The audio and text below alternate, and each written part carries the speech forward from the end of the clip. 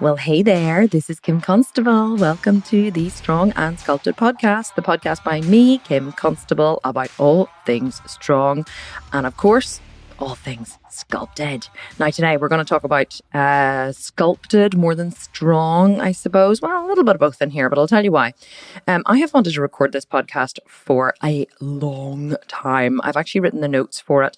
I'm sure I wrote the notes for this podcast about 6 or 7 or 8 or maybe even a year. I was going to say months ago, but maybe even a year ago. And today's podcast is all about cellulite. Now, I have a real problem with cellulite. Well, not a problem as in like I don't have a lot of cellulite myself. I have a problem with the whole concept of cellulite and how it seems to be something that really distresses women all over the world. So today I wanted to talk about cellulite, what it actually is, how to get rid of it, and all good things like that. Sound good? Okay, so before we dive into cellulite, what I do want to tell you is it's almost at the end of the month. This is being recorded in May 2020. And of course, we always choose the winner at the start of the next month, actually, at the start of June, we choose a winner from the podcast reviews to win a strong and sculpted program. Not a strong and sculpted program. I can't even speak this morning. It's very early for me. It's like 7 a.m. and I'm sitting here in my office recording this. I don't normally record at this time. I normally record a bit later, but busy day, so I had to come record early. So my brain hasn't quite been engaged yet. I do apologize.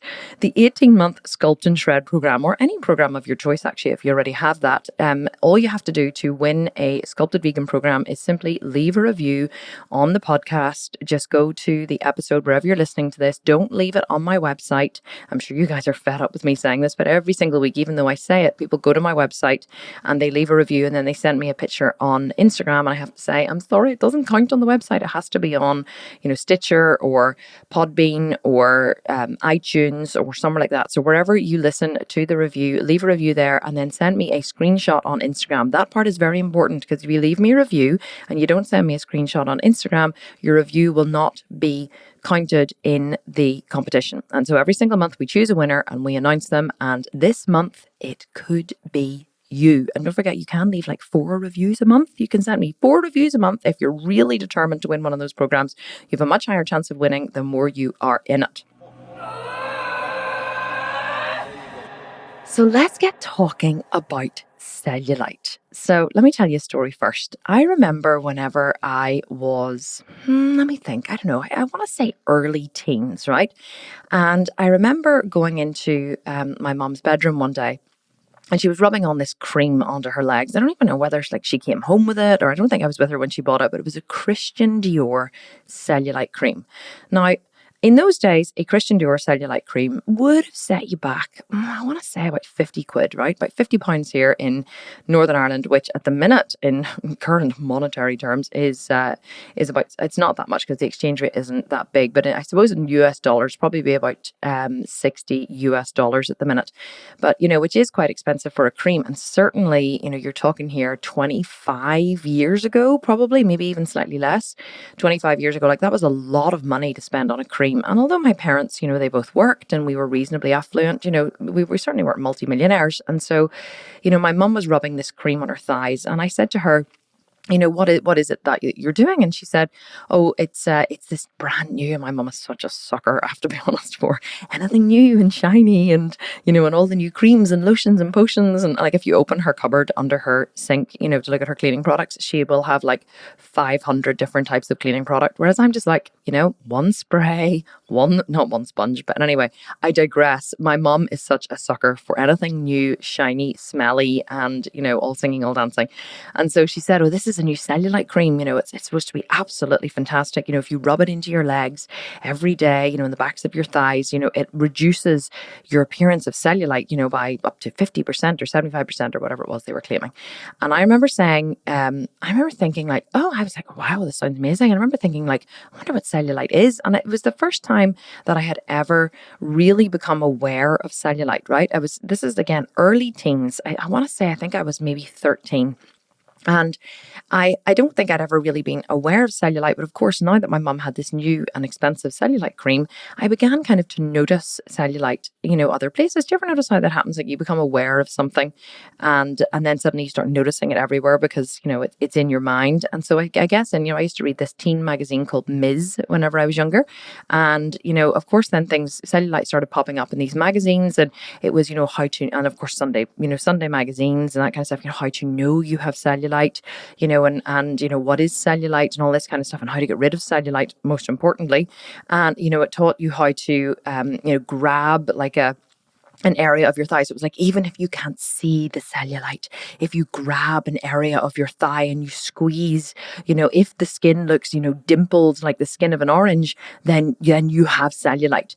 And I was like, and I remember like grabbing my thighs, because I was like 13, 14. So, of course I was carrying, I certainly wasn't like a beanpole when I was younger. I was, developing as a woman and I was developing more body fat and that kind of stuff. And so I would grab my thighs and I would go, oh, look, yes, I have cellulite too.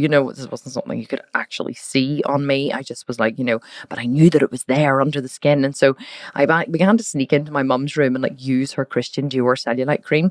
And, I would rub it into my thighs every day and it smelled amazing. And it had like a real silky feel to it. And it made your legs and your skin feel really silky smooth.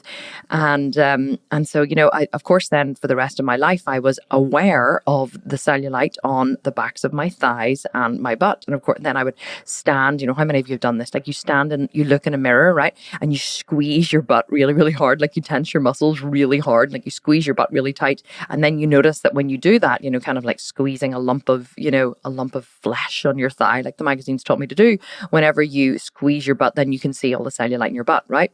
So, of course, I became aware of cellulite. I became aware of all these cellulite cures. And as I grew up, I realized that, cellulite was a thing. It was a phenomenon, right? Every woman seemed to suffer from it. And of course, then you start to notice that you're at the beach, you look at other women, you look at their legs, you start to notice older women have more of it, younger women have less of it. But, we're definitely taught from a very young age all about cellulite and how the cellulite is this great big problem that, that women have. And so then what happened was I started to compete on stage whenever I was about 37. Now, up until the age of 37, I was actually really quite lean. In my 30s, after I finished having my kids, what age was I whenever I had Jack? I can't remember. I think I was 30. Well, gosh, what age am I now? Of course, because Jack is 8 and I am 41. So 41 minus 8 is 33. So I was 33 when I had Jack. So he was about, I guess, 3 or 4 then whenever I started training in the gym. I was 36 when I started training in the gym. But, for those, few years after I had Jack, I was so determined to get my body back. I was on a semi-starvation diet. I really was only eating about 12 to 1400 calories a day. I steered away from all carbohydrates apart from like beans or lentils. And, I prided myself on the fact that I had the discipline and self-control and whatever to eat very, very little food. And that's why I stayed lean. But even though I was lean, I still had cellulite on the back of my thighs, cellulite in my butt, especially when I stood and squeezed it in the mirror. It was almost like I needed to confirm the presence of a cellulite, standing looking in the mirror, squeezing my bum, looking in the mirror going, yes, the cellulite is still there. God forbid it would be gone. And so then I started training in the gym and I was 36 and I first stood on stage. I first stood on stage when I was 37. And a really funny thing happened the first time I stood on stage and I was very lean was that I noticed that my cellulite had disappeared. So even when I stood and squeezed my butt cheeks like really hard, yes, of course, there were still some dimples and stuff there, but very, very few. And you couldn't actually see the cellulite, whenever I was just standing looking in the mirror. And I was like, oh, that's a bit weird. And so then I noticed over the next year, of course, I put on, not a huge amount of body fat, but I went back into really hard training after the first time I stood on stage because the next year I was determined to make my body, to change my body shape, make it look even better. And so I did put on body fat because that's what happens when you're bulking. And I noticed that my cellulite came back. And, I would look at my bum in the mirror and I'd be like, oh, it just didn't look smooth, smooth and round and all of those things that we're taught that, our butts need to look like smooth, taut, high, tight glutes, right? Like a fucking 12-year-old, even though we're like 40, we're like, I want the glutes of a 12-year-old. So anyway, I noticed then the next year, it was funny. I was walking up the steps. My husband and I went away after I competed on stage the second year. I did 3 shows and I was like super, super, super lean, like really lean. You're talking, 10% body fat lean. I had veins running in rivers all over my abs. I was too lean, to be honest, if I'm honest, although I did win my shows. So I came first, second, or third in all the different classes that I competed in out of big, big classes. So I was pleased, but I was really, really lean. And I remember my husband and I, we went away for a long weekend. It was actually a midweek break to Portugal. After my show, my parents-in-law were staying with us from Australia, and he and I went away, just the 2 of us, for a few days because I'd been dieting and training so incredibly hard that I really just couldn't wait to get away for a few days and just, relax and eat and drink and have fun with Ryan. And so I was walking up the stairs wearing a pair of shorts, quite short denim shorts. And he was walking behind me and he said to me, and again, this isn't a judgment. This is just, but I was going to, just as I was about to say it, I think you're probably going to go, oh, that's such a horrible thing to say. But anyway, I'll put it in context. What Ryan said to me, he said, this is probably you being this lean. He said, is really the only time that you can wear shorts this short and your legs look absolutely amazing. Now, he wasn't saying my legs didn't look bad, or looked bad at any other time. And, Ryan is my biggest supporter, but he's also my biggest realist. Like, if I look like shit, Ryan will tell me I look like shit. If I look fat on the stage, he'll say you looked fat on the stage. Your posing wasn't good or whatever. Like, he won't sugarcoat it. And I don't want anyone to sugarcoat it. I want to hear the truth. And I laughed and I said, you know what, you're actually right. And I said, why do they normally look bad in shorts? He said, no, they don't look bad. He said, but when you wear short shorts and you're not this lean, you do have, dimples and kind of more like that sausage line, that sausage shape you get underneath your butt. He said, you do have that, but it's not. It's gone. He said, it's not there at the minute. And, your legs and your butt look absolutely amazing.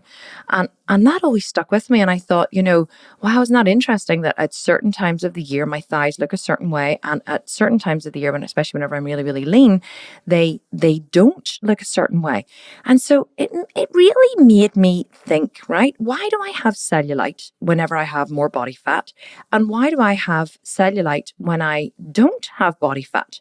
And, I guess that because many women don't have these fluctuations like a physique athlete does, where you're bigger in off season and then you're leaner in whenever you're dieting, because we don't have these fluctuations, or most people don't have those fluctuations, the cellulite is just always there. But because I've had the benefit of these fluctuations, I noticed that my cellulite was there when I had more body fat, and my cellulite was gone when I had less body fat. So it really made me think, what is cellulite? Like, what is it? And why do I have it when I'm bigger and why do I not have it when I'm smaller? I was absolutely determined to find this out because a lot of women, my business was growing a lot at the time. Like the Sculpted Vegan was really taking off. And I had a lot of women coming into my groups and saying, I'm so excited to be here. This was in especially my 12 or, it wasn't an 18-month program. It was just a 12-month program then. But they were saying, I'm so excited to be here. Here's my goals. My goal is to, get abs or reduce this. And my goal is to get rid of my cellulite. So it was a problem for women. It was a problem that women were suffering from, and they were coming to me before they were purchasing the program, and they were saying, I have really, really bad cellulite. Will the program help with this? And so I knew that this was a problem that women suffered from, but I also knew that I had managed to combat this problem, and I had managed to, to get rid of the problem.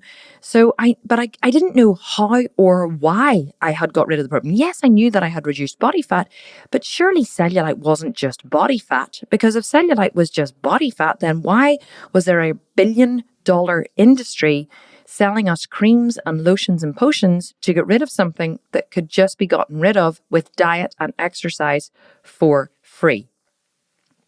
That is when I found out the truth. The truth is that cellulite isn't real. It was invented. Now, many of you have heard me talk about this before because it is something that I'm quite passionate about, because after I found out the truth, I was like, oh my God, this is ridiculous. Like, it really, I couldn't believe it when I found it out. So let me just break this down a little bit for you, okay? Just tell you where cellulite came from. So cellulite was invented, right, by Vogue magazine in 1968. And it has since spawned a $1 billion industry of cellulite treatments, products, cures, fascia blasters, liposuction, like you name it, it has spawned a cure. But the crazy thing is that it doesn't actually exist, because there is such a thing, right, as subcutaneous fat and fibrous tissue beneath your skin. And a lot of people will say to me, well, hang on, Kim, if it doesn't exist, why the fuck can I see it right now? I'm looking in the bloody mirror right now and I can see my cellulite. So if it doesn't exist, how come I can see it? So just let me explain what it is. Subcutaneous fat and fibrous tissue exists beneath your skin. That is real, okay? But that is what you can see in the mirror. Because on the majority of human bodies, like, subcutaneous fat and fibrous tissue just looks lumpy and bumpy. It's not, like, very few of us, unless you're like 12, like I said, or 20, or, blessed with, an incredibly lean, naturally lean body, most of us have skin that appears dimpled or bumpy, right?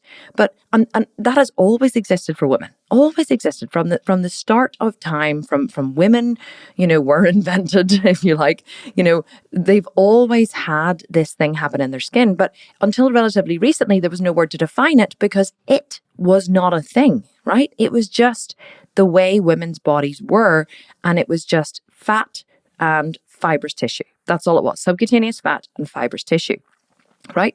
And so, sorry, I need to have a bit of a swallow because I get so excited sometimes, and then I trip over my own words.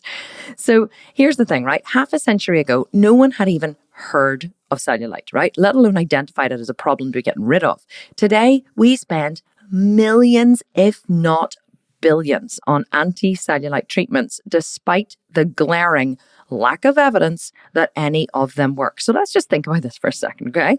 So my mum's treatment, or my mum's cream, right? The Christian Dior cream that she spent money on. Did her cellulite actually go away from using it? No, not one iota. And see the whole, 30%, less reduction, 50% reduction, 75%, reduces the appearance of cellulite. Appearance here, right? By like 50, 60, 70%, whatever it claims. Well, like what does that actually even mean? It reduces the appearance of cellulite. Surely these creams, if you're spending 50 quid a cream and you have to go through one like every week to 2 weeks, surely they should actually get rid of the damn thing, right? No, because you cannot treat a condition that does not exist. So here's the thing, right? Vogue became the first English language magazine to print the term cellulite, right? So they created like both a new word and a fashionable new way for women to hate their bodies. It was actually American women at the time, because, Vogue didn't, I think it was big in America. It wasn't, we didn't have like worldwide Italian Vogue and British Vogue and all the rest of it. Vogue was an American magazine, and they basically just defined a whole new way for women to hate their bodies, because the original and accurate definition of cellulite had absolutely nothing to do with dimples or fat. But it was a medical term applied to cells or tissues in a state of inflammation or infection, right? It was actually closely related to something called cellulitis, which actually is still being used today when referring to pelvic infections, believe it or not, right? So the term cellulite was first printed in the, I think it was the Dictionnaire de Médecine, which is a French medical dictionary in 1873, right? By like a French doctor, I can't remember their name. I think it's 𝐋𝐈𝐒𝐓𝐄𝐍,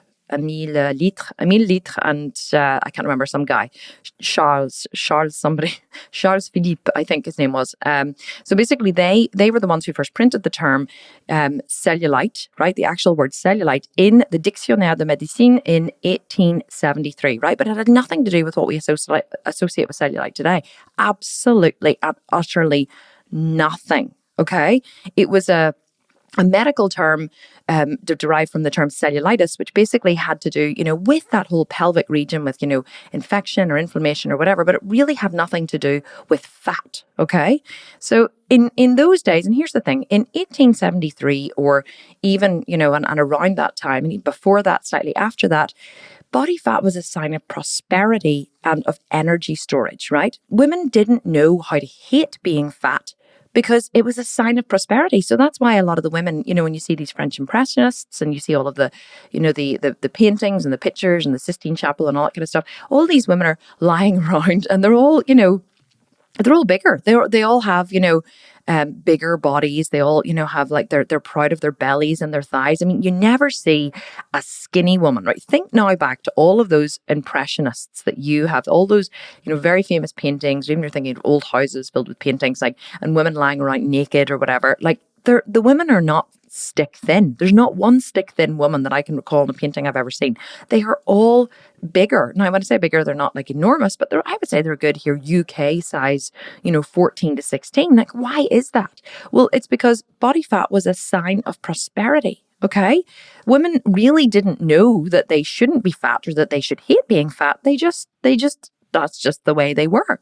So, but when it all changed was after World War One, right? Women's roles changed and they were called into the workplace, because up until World War One, obviously, women, a woman's place, obviously there were women who worked in the more working classes. And I know there isn't such a class system in America, but I guess there is a bit. But over here in the UK and certainly part of Great Britain, there is, I'm in Ireland, but Northern Ireland is actually part of the UK. Even though I call myself Irish, it is part of the UK. And we have a very kind of set class system over here. And I know that a lot of the working class women did actually work, but it wasn't seen as a woman's place to work. It was seen as a woman's place to stay at home and keep the children, look after her husband and all that kind of stuff.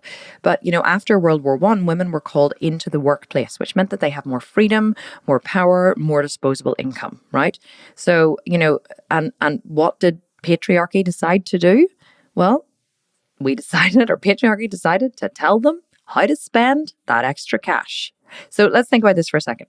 Women, after they were called into the workplace, had more freedom, more power. They were more independent thinkers, and they had more disposable income.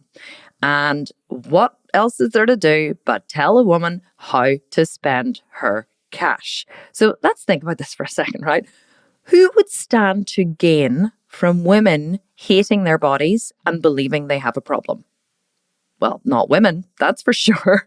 Whenever I look at something, or whenever I'm evaluating something, or I'm evaluating things, or say even something happens in the world on a macro scale, I always ask myself the question, who would stand to gain? It's a really, really good question to ask yourself. So who would have stood to gain from women hating their bodies?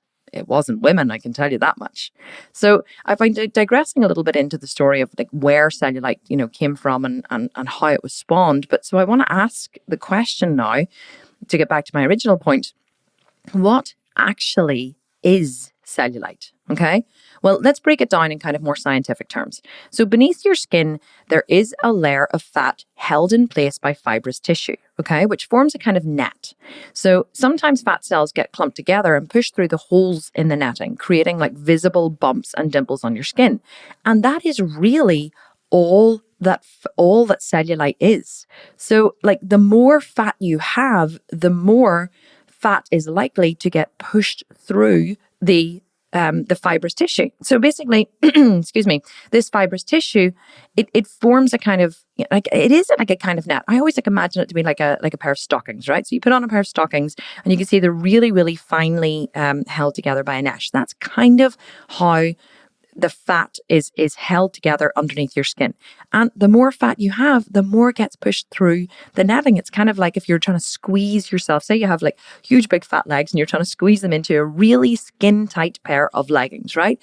Well, the leggings are going to stretch and they're going to pull in different areas, and you're going to get that line at the back of your thighs, and it's going to be, you're going to be squeezing more fat into the area than should have been there in the first place naturally.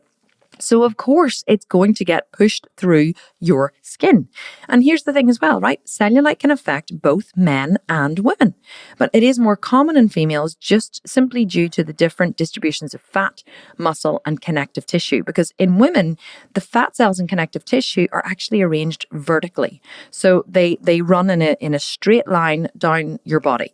But in men, the tissue has more of a crisscross structure, which may explain why they're less likely to have cellulite than women. So men's tissues are actually made up in a completely different way to women's. So women's run vertically and men's run in a crisscross. So a crisscross is much more likely to hold everything under the skin. And in a vertical line, if you can imagine, little bits gets pushed to the side, and And, and you can imagine the line doesn't run straight. It goes down and then it goes out one way and then it goes over the other way and it goes over the other way. It's kind of a little more squiggly than men's. And so that is why that is why women have more cellulite. But like I said, cellulite doesn't really exist, guys. It's just fat, okay? But we call it cellulite because that's the term that's been applied to it. But basically it's just in women, their fat cells push through the tissue in a completely different way to men's, okay? It's not cellulite. It's just fat.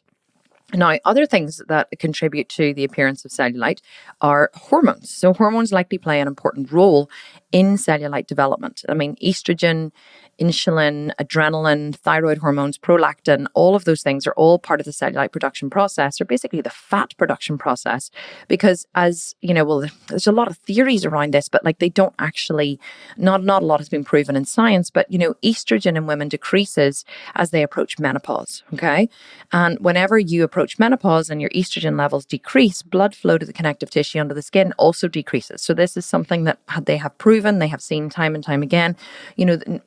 Basically things stop flowing the way they used to whenever you were younger, which could be menopause or which could just be getting older, okay?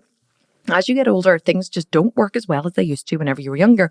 But definitely blood flow does decrease to the connective tissue under the skin.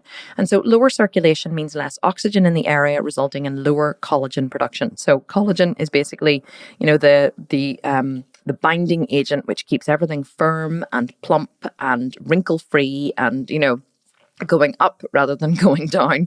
And so, all of those things contribute to what we call cellulite, or the appearance of cellulite. And here's the other clinker, right? You ready for this one? Fat cells also enlarge as estrogen levels fall. So, a lot of women complain about, the middle-age spread around menopause, and they always say around menopause, it's, it's so much harder to lose body fat, and it's not even that it's harder to lose body fat. It's just that your body composition changes. So, what used to work years ago, or what, where you could have, gone on a diet and lost body fat really quickly and stuff. All these different things change whenever you're older. And it's not that you get more cellulite or anything like that. It's just that you just don't have as much blood flow to the skin because of the fall of estrogen, and also because your fat cells enlarge. They just get bigger, unfortunately. And what happens when they get bigger? It means they can store more fat. So if you eat more whenever you're older, or even if you eat the same amount as you used to eat when you were younger, and you're not burning it off in the same way, you're not as active, which we aren't naturally as active whenever we're older, unless you choose to be. We're not naturally as active. We are tireder, we don't have as much energy and all that kind of stuff. And all the estrogen production and menopause and everything really does play a huge role in that. But also, very annoyingly, your fat cells enlarge. And when your fat cells are larger, they can hold more fat. So all of these factors combine to making, the fat deposits more visible. And as the fat under the skin protrudes, through the weakening connective tissue, the familiar dimpling effect results. So basically, it's not even that you have more fat, which you do probably a little bit. If you overeat, or you eat a little too much and you exercise too little, then you will store more fat. But storing more fat isn't normally an issue, because in young girls, like if you look at young teenage girls or tweens, I didn't even know what that meant. I was like, what the hell is a tween? It's like someone who I think is in their early 20s, or they're like late teens moving into their 20s, and they call them tweens. So tweens, even if they do put on body fat, they don't have that real cellulite-y, wrinkled, dimpled effect that, we get whenever we're older. And that's simply because they have more collagen, they have more estrogen. The fat deposits aren't as visible because the connective tissue as well hasn't been all, pushed and, wobbled to the side after years of holding more body fat. And so that means that the skin is less likely to sag and all that kind of stuff. And so as we get older, the skin becomes less elastic, it becomes thinner, it becomes more likely to sag, which basically just seems to increase the chance of cellulite developing. So and it's like, see, as I dived into all of this research, and I began to realize all of the scientific reasons why cellulite in inverted commas exists, and how cellulite really actually isn't even a thing. I really was like, oh my God, like this thing that women have been struggling to combat and struggling to overcome for years It doesn't actually exist. It's just fat. And that's why whenever I was prepping for my show, the fat disappeared. So as I got bigger during the year, I had more fat. And as I got smaller, for a show, especially down to very low percentages of body fat, like my cellulite disappeared. Because here's the thing, right? If cellulite was a thing in itself, surely it would have still been there even when I had 10% body fat.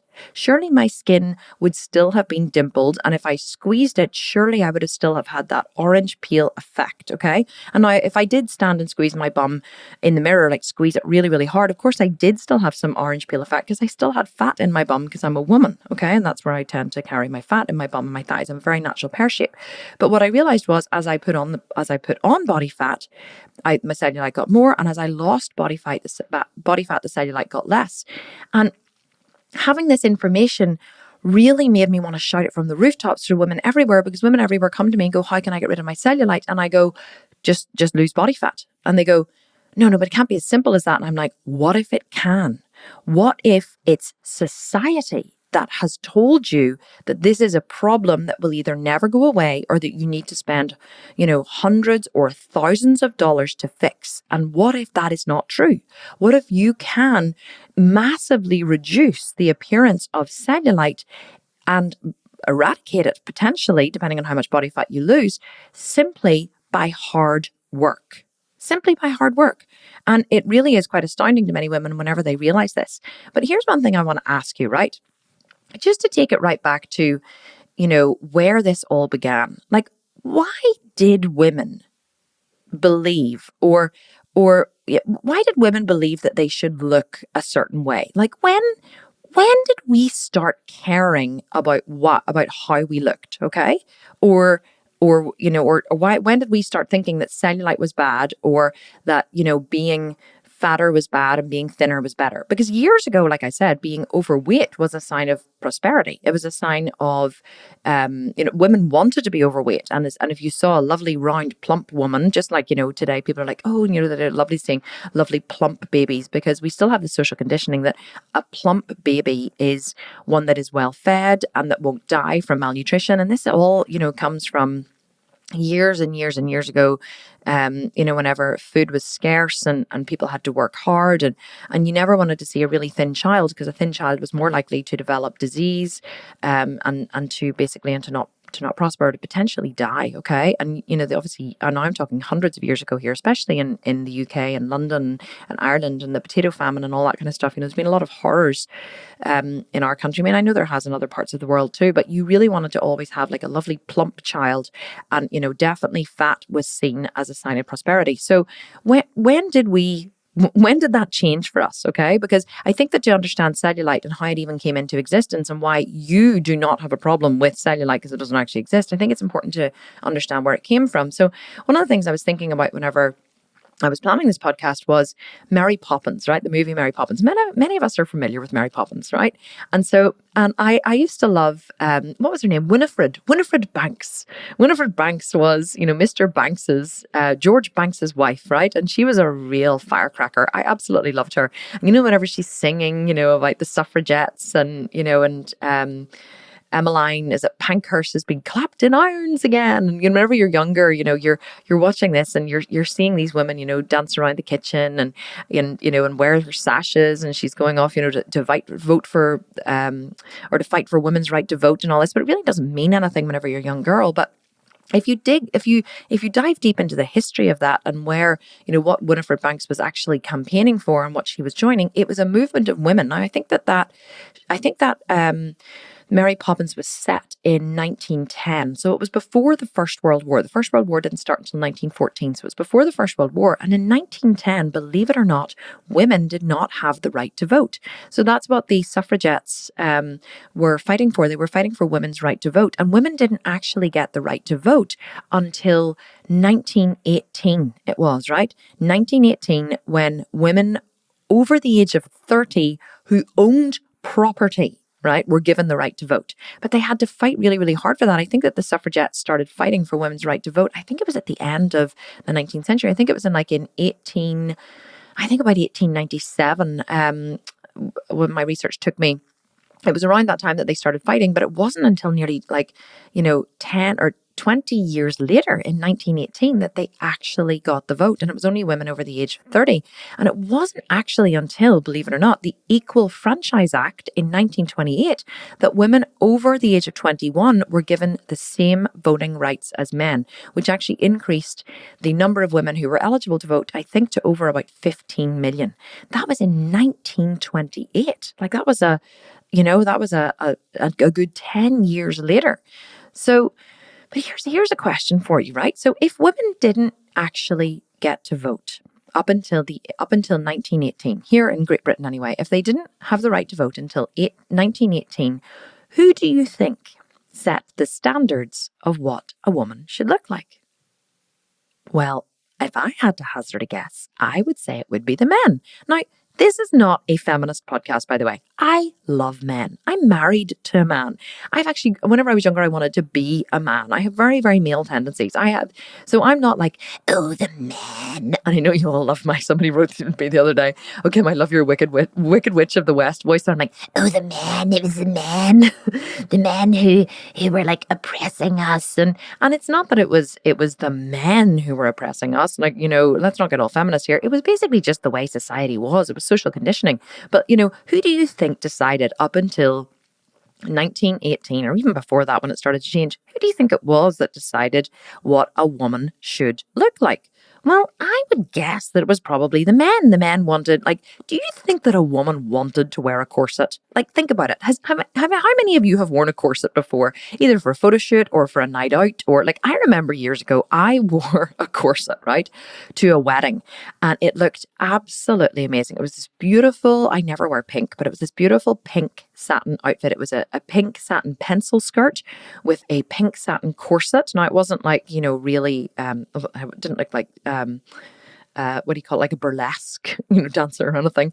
It was very classy, but it was a beautiful outfit, but it was this corset. And I remember, trying it on going, oh my God, yes, this is absolutely amazing. This is perfect.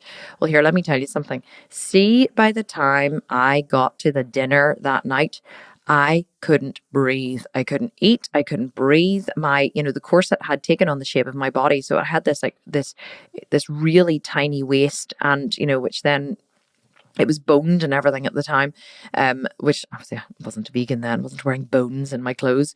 And so it was, and I don't know whether it was real bones or anything. I think it's called bone, but I think it's actually, I think it's a man-made material they use. But anyway, I digress. And this corset was so uncomfortable. Even on my wedding day, right? I remember my wedding day, I bought, my wedding dress was corseted. It was I absolutely loved my wedding dress. It was a beautiful, just full straight skirt, and it was, it was strapless, and but it was corseted right on the inside. And I remember whenever I tried it on, I was like, oh my God, I love this dress. And my mum said to me, are you going to get a dress for the evening to wear, for the evening? And I was like, no way, I've spent so much money on this dress. I'm going to wear this dress all day. It's going to be amazing. Well, boy, did I regret that decision. I felt so sick by the time I got to the meal part of our wedding. I couldn't even eat. And whenever I sat down, standing up in a corset is fine, but if you've ever worn a corset and you've tried to sit down in it, when you sit down, your stomach protrudes. That's what happens.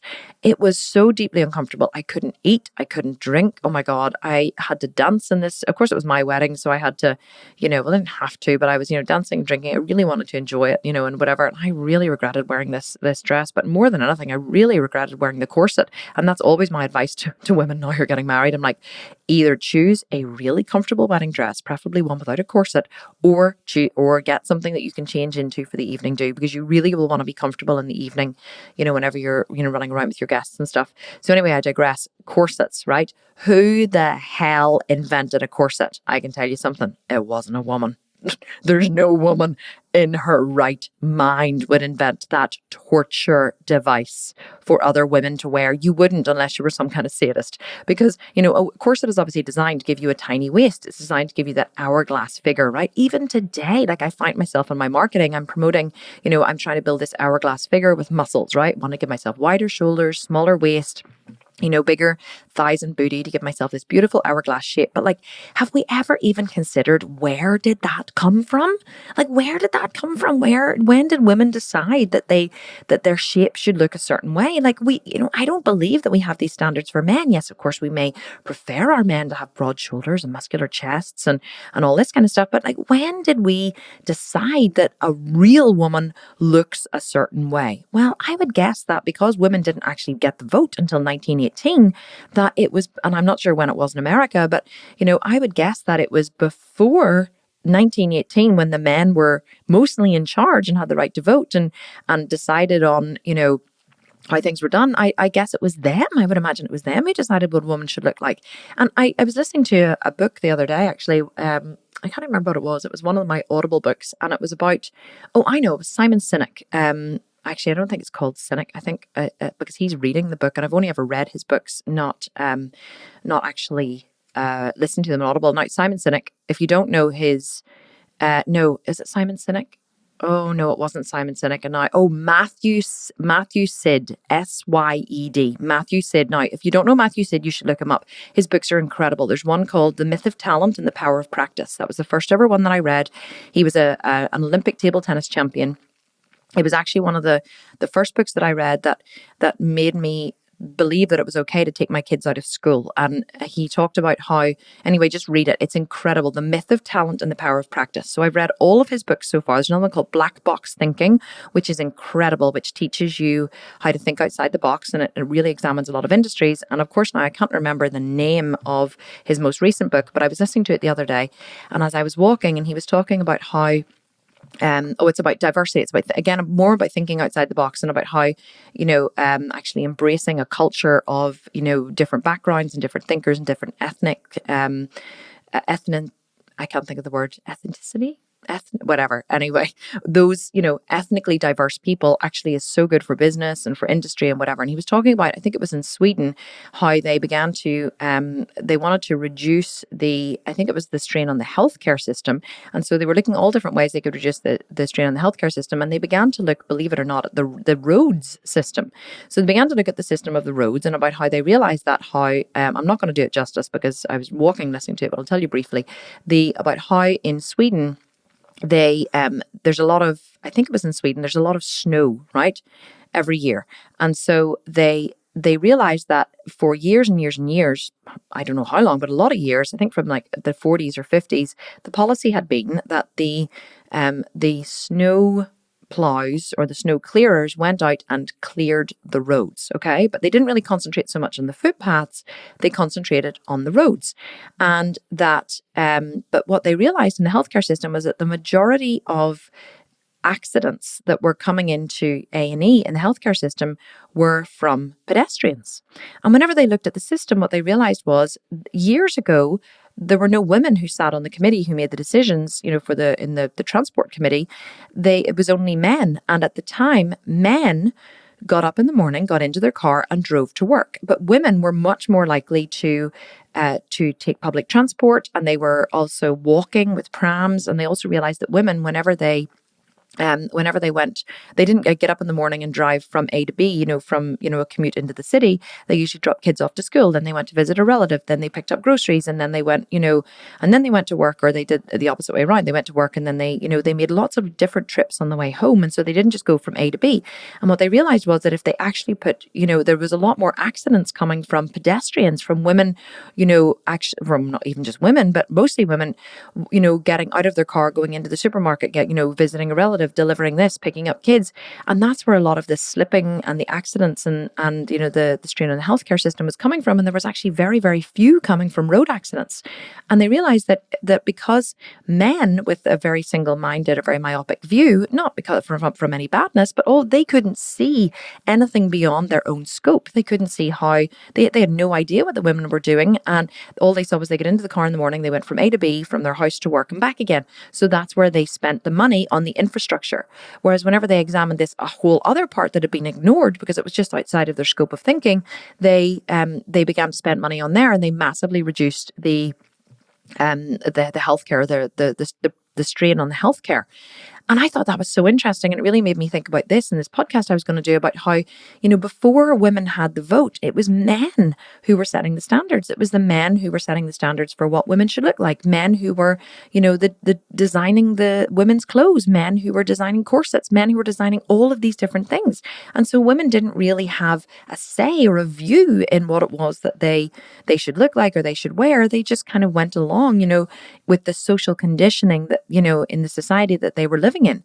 But new ideas about female appearance began to, which kind of began in World War One. So women went into work in World War One. It was the first time in World War One that they were called into the workplace, right?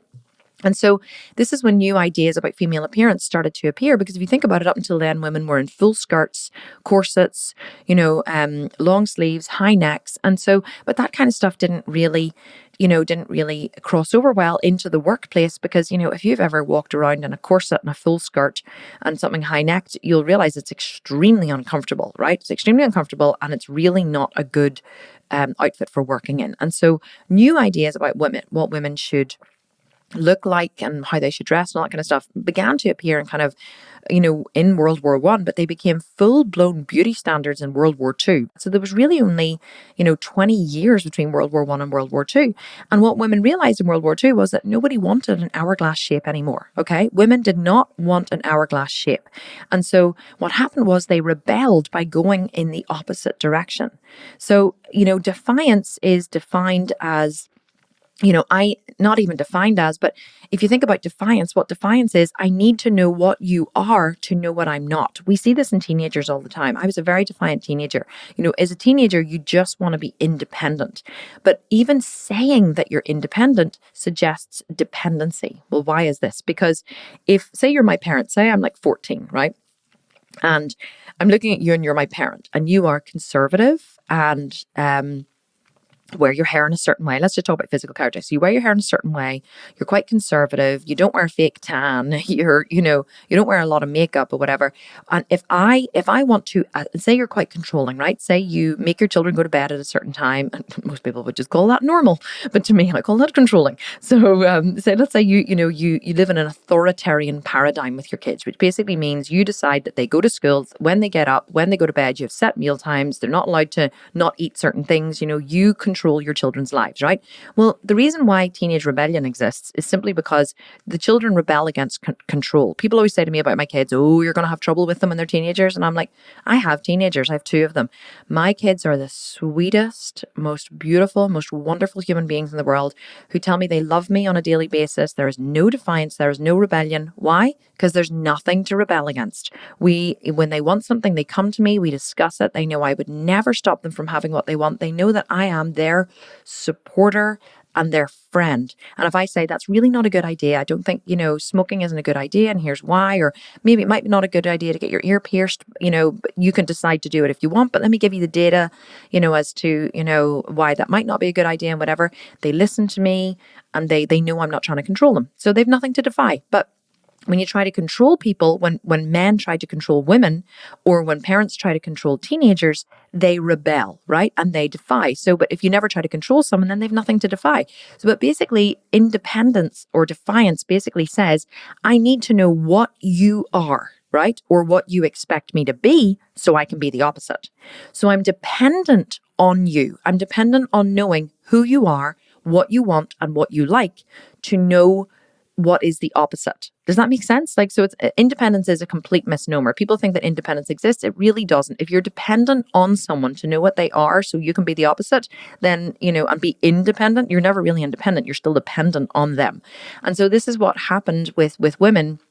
Happens today with teenagers. Is what happened with women. They needed to know. It was like they knew what they were expected to be. They knew what the men wanted them to look like. They knew what they were expected to do, and they rebelled and they defied it.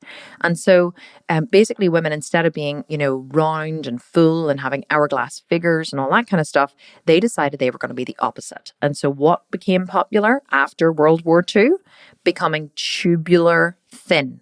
tubular thin. Everybody, the concept of dieting became popularized, which with it came like a mindset of determination, right? Up until then, women were supposed to be acquiescent. We were supposed to be, pretty and demure and entertaining and all of these things, but we weren't supposed to be, determined. We weren't supposed to have a lot of personal achievement. We weren't supposed to have self-discipline, dedication and courage and all of those things. But after the world wars, after World War I and then especially World War II, everything changed because women's roles changed, right? The men were very damaged from World War II and women really had to step up to society to take on a lot of the male roles, the traditional male roles, and it completely and utterly transformed the way women were. Okay. So being extremely lean and thin became seen as like a personal achievement by society and especially by women. Being fit and lean was considered, like I said,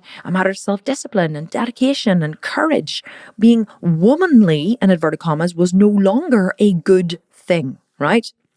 So body fat stopped being seen as a sign of prosperity and more than anything, being fat started being seen as a symbol of weakness, laziness, and personal failure. And even today, that exists. That exists today. We're like, oh, she's so fat and lazy. And we call ourselves that as well. Oh my God, it's like self-judgment. And by the way, you don't judge anyone else unless you judge yourself that way. So if I'm like, she's so fat and lazy, it's because I think that I am fat and lazy. Or if I allowed myself to be a certain way, then it would be because I'm fat and lazy. So we have this thing of being fat is bad, having extra body fat is bad. And not only is it bad because it doesn't look good, because we've been taught that cellulite is a thing, but also it's not good because we have all this self-judgment, right? We have all this judgment on ourselves about how we're supposed to be, and we're supposed to be disciplined and courageous and and dedicated and strong. And listen, I understand the irony here, okay? Because I'm one of the biggest supporters of these kinds of things. I am like one of the ones who's always saying, women need to have more discipline and more whatever. But like, where did that even come from? Like, it's okay to do the right thing for the wrong reason. By the way, I'm not going to start changing my message and going, yeah, you should all just be really chilled and just love your bodies and be fat. Like, I do think that you should love your body, but also I think that, like muscles and being lean and whatever, it is a sign of discipline and whatever. And you should have self-discipline and you should have, courage and strength and all those things, but not because society tells you so, or not because you're like being defiant or you're going in the opposite of something, but because it's bloody well good for you. That's why. It's good for you mentally, it's good for you physically, it's good for you spiritually, right? It's good for your kids to see that modeled. So, but let me ask you a quick question, right? So when did body fat stop being a sign of prosperity and energy storage, right? Not even when, but why? Why did it stop being, a sign of prosperity? 2 words, right? Social conditioning. Social conditioning. It was this women. So after World War II, women decided we are not going to be that way. We're going to go the opposite and we're going to go this way. And then that just became a thing. It wasn't that we woke up in the morning and decided, okay, I have evaluated my life. I have evaluated my tendencies. I have evaluated my patterns of behavior, my postulates that I built as a child. I have evaluated all of these things and I have decided that I am this way. No, we're just like, we learn it from our parents, we learn it from our grandparents, we learn it from our teachers, we learn it from our friends. It's good to be this way. It's not good to be this way, right? And here's the thing that's going to shock you the most. I'm not going to shock you the most because I've said some pretty shocking things on here before, but cellulite became the most visible hallmark of failure. Cellulite became the most visible hallmark of failure. Success, right, was seen as being disciplined, courageous, determined, lean, thin, all of those things, right? A hard worker. That became the benchmark of success. And the opposite of success, let's call it failure, was seen as being fat, lazy, undisciplined, unmotivated, all of these different things. So years ago, all of those things, I mean, there was no undisciplined or unmotivated. Women didn't even know to adhere to or to aim for those standards. They wanted to be slightly overweight because it was a sign of prosperity. But then social conditioning flipped it on its head and made that bad and made this new muscular, lean, determined woman better. Okay. And cellulite is and was then and still is the most visible hallmark of that failure. And as the new standard of female beauty took root across the Western world, so did the panic over cellulite. Like, don't forget, cellulite wasn't invented until the 1960s, right? In fact, the headline used by Vogue, right, in the 1968 article that they published on cellulite was "Cellulite, the fat you could not lose before."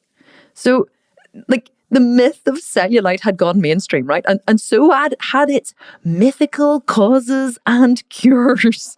Mythical causes and cures because, but the thing about it is, right? And it still remains even today. Like, women are still using fascia blasters and creams. It's not fat, it's fascia. You know, I'm like, that one drives me insane. Fascia blaster, seriously, women, stop using it, right? Cellulite's just fat. No amount of rubbing a painful, you know, like spiky object over your legs is going to get rid of your cellulite, okay? It's just a marketing tool. Fascia blasters, creams, lotions, potions, you know, like, oh my God, what's the other one? Like liposuction, all of these therapies, right? To combat cellulite, it doesn't exist, right? Cellulite is a myth. It doesn't actually exist. In 1968, Vogue invented it. Cellulite, the fat you could not lose before. And then women were looking at their thighs going, I never even noticed that before. Oh, well, fuck me, you don't say, right? Because we didn't know to notice it because it wasn't a thing. We didn't know it was a problem until we were told it was a problem. And now we spend billions of dollars every single year trying to get rid of something we didn't even know was a problem and doesn't actually exist because it's just fat.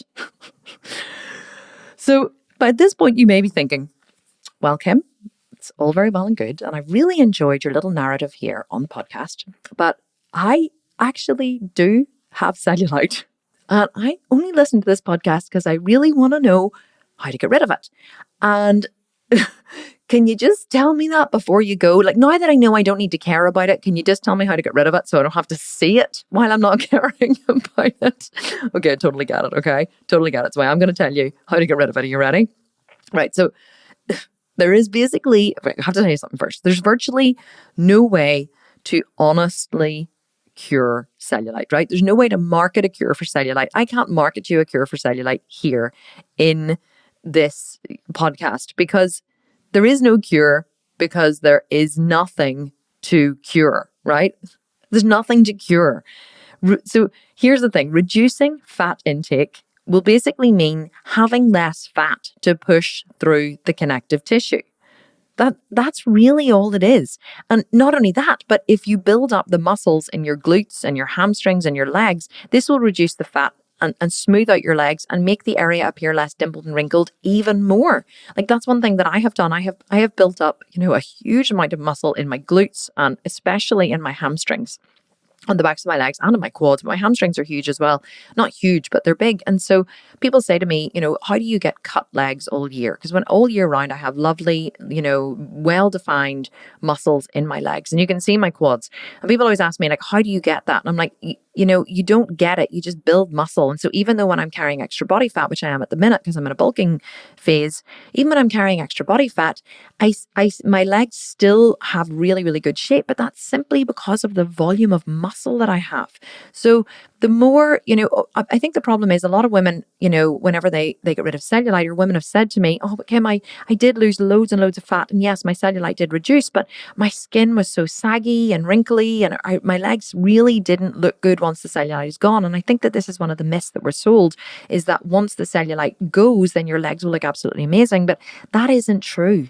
That isn't true because, you know, your legs will only look amazing if you fill them up with muscle at the same time as reducing the body fat. So you have to focus on building muscle and reducing fat at the same time, because if you reduce fat from underneath the skin, yes, the skin is going to get saggy.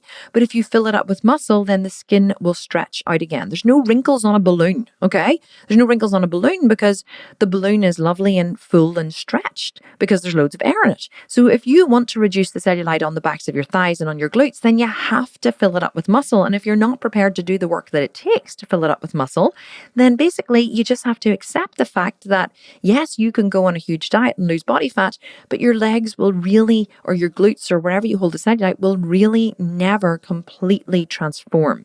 never completely transform. I mean, we're releasing on the 11th of June this year in 2020, we're releasing a brand new program, okay? A brand new program for building the glutes. I'm not going to tell you any more about it now, but it is releasing 11th of June.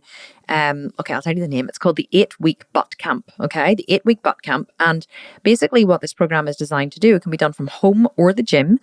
What this program is designed to do is to really sculpt the glutes, right? It's to build up a huge amount of muscle in the glutes. I have completely transformed my glutes from, they were like this sad, saggy little affair, in 2016 to now in 2020, they are like completely different. They're about literally 5 times the size. Now, you're not going to have glutes like mine 5 times the size in 8 weeks, but this program is the foundation. It's a sculpting glutes and a shred at the same time. So you're going to build up your glutes, but you're also going to shred body fat using a very systematic approach, exactly the same approach that I use to shred for the stage. So you're going to do an athlete style shred with timed nutrition to build up the muscle in the glutes. It can be a program that can be cycled over and over and over again, progressively overloading with weight and with volume.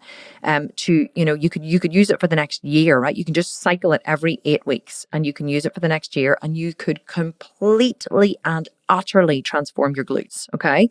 But the reason why I've developed this program, I could have marketed. My point is, I could have marketed it as a cellulite reduction program, but it's really not a cellulite reduction program. And I think I do say in the marketing, or we have said, like, you will reduce cellulite, because what people just don't know that cellulite is fat, right? But if you want to change your glutes and you want to change your hamstrings and the backs of your legs, then you need to focus on building muscle and shredding away body fat at the same time. And that is exactly what this program is designed to do. It's the first time I've ever released a program actually that just focuses on the glutes, but the glutes are a massive, massive muscle group in the body, huge muscle group in the body. And in this program, you work them 6 days a week, okay? From all different sides, the vertical plane, the horizontal plane, the diagonal plane. I learned that from Brett Contreras. And actually, he has endorsed the program. I sent him the program last week, and I was like, what do you think? And he was like, this program is epic. He said, oh my God, he said, it's so good, I could have written it myself. And I was like, yay! I was like, felt so affirmed, because he is like the glute guy. We interviewed him here last week on the podcast. If you haven't listened to it, go back and listen to last week's podcast interview with Brett Contreras, all about glute building. If you're into glute building, definitely a good one to listen to. But so the reason why I have developed this program is simply because the only way to really transform your glutes is to build muscle and burn fat at the same time. Losing body fat won't help, because it'll just mean that your glutes and your hamstrings in the area that has cellulite, yes, the cellulite fat, aka fat, will reduce, but it won't give you a lovely smooth appearance. The only way to get the smooth appearance and to completely change your body like I have done mine and eradicate cellulite is simply to build muscle and burn fat at the same time. So if you really want to get rid of your cellulite, that's exactly what you have to focus on. There's no other way to do it. Stop buying creams, stop buying lotions, stop buying fascia blasters, stop massaging the area and all that. Massaging the area does nothing, okay? Nothing. Well, apart from increasing blood flow to the area. So if you are postmenopausal and you have, and your estrogen levels are dropping, then something like a Theragun or, some kind of, definitely a lymph draining or a deep tissue massage is good for the area, not to get rid of cellulite, but to boost circulation. Because you know how we were saying that blood flow to the cell tissues actually reduces whenever estrogen drops. So you want to do anything you can to increase the blood flow to that area. And that's basically what fascia blasters and all that kind of stuff do. They basically just increase the blood flow, but they don't tell you that, right? They don't say increase the reason why you have cellulite, aka fat in your thighs, is because you have enlarged fat cells and reduced, blood flow to the area and all that. No, they don't tell you that. They still perpetuate the myth that cellulite is a thing. Cellulite's not a thing. You do want to increase circulation as much as possible. You want to be drinking as much water as possible, eating really, really good, nutritious food, staying away from animal fat, from saturated fat, all of the stuff that you already know. Eat less, exercise more, go for long walks, right? Get yourself on a plan, stick to the plan consistently, and you will give yourself great looking thighs and butt if that's important to you. But let me tell you something. Don't forget that social conditioning is a thing. And if you're like, you know what, I'm just happy with how I look and I'm just gonna decide to love my body, cellulite, fat and dimples and wrinkles and everything and all, then I salute you, girl. I sound American there. I salute you, girl. I salute you. So I salute you. I think it's absolutely and utterly fantastic. I think that the two are not mutually exclusive. I get a lot of flack on Instagram. Sometimes people say to me, oh, you're teaching teaching women to, love, you must have body dysmorphia. You're teaching women to hate their bodies. I'm like, no, I'm totally not. The two are not mutually exclusive. Like, you can love yourself as I do, but still want to change your body. I love myself. Like I love myself. I love who I am. I love who I've become. I love my body. I love my life. I can truly say I have an enormous amount of self-esteem and confidence. But I still enjoy putting in effort and getting a result and seeing the changes in my body. You don't have to hate yourself to want to change your body. You can love yourself and want to change your body. And in fact, loving yourself and wanting to change your body is actually what will make you successful. Hating yourself will create a bad feeling. You want to change your body to get rid of the bad feeling. Once the bad feeling goes away, then you'll just go back to your old habits. So quite often people diet because they look in the mirror and what they see makes them feel bad. So they go on a diet or they do something different or whatever. Then once the bad feeling goes away, they've lost their motivation to keep going. So you have to ask yourself, are you motivated by the carrot or the stick? I'm always motivated by the carrot. I'm always motivated by the toward. I'm always moving toward something rather than away from something. When you move away from something, you're less likely to succeed in it because you're just moving away from fear or a bad feeling. And once the fear or the bad feeling goes away, so will the motivation. If you can find motivation to move toward something, it will completely and utterly transform your life and ensure that you have a much, much higher level of success. So guys, I know I went on and on and on and on about cellulite there, but I hope that you enjoyed that very informative podcast. I did do an enormous amount of research for that podcast, and I hope that I remember to tell you it all. But so anyway, cellulite, aka fat, eat less, exercise more, fill the area up with muscle, reduce the body fat, and swear to God, you'll have what you want, but just know that it takes time, effort, and discipline, okay? Like anything, time, effort, and discipline to get what you want. But if you don't give up, you definitely will get there. Guys, thank you so much for listening. This was epic. Don't forget to leave a review in the podcast, screenshot it, and send it to me as a direct message on Instagram if you want to be in with the chance of winning the Sculpt and Shred or one of our other programs. Have an absolutely wonderful rest of the week wherever you are. Absolutely love every single piece of you, every single one of you, for tuning into these podcasts week in, week out. I hope you get a lot out of them, and I hope you enjoy them as much as I enjoy recording them. And I will see you next week for another episode of the Strong and Sculpted podcast. This is Kim Constable, over and out. Talk to you soon. Bye bye.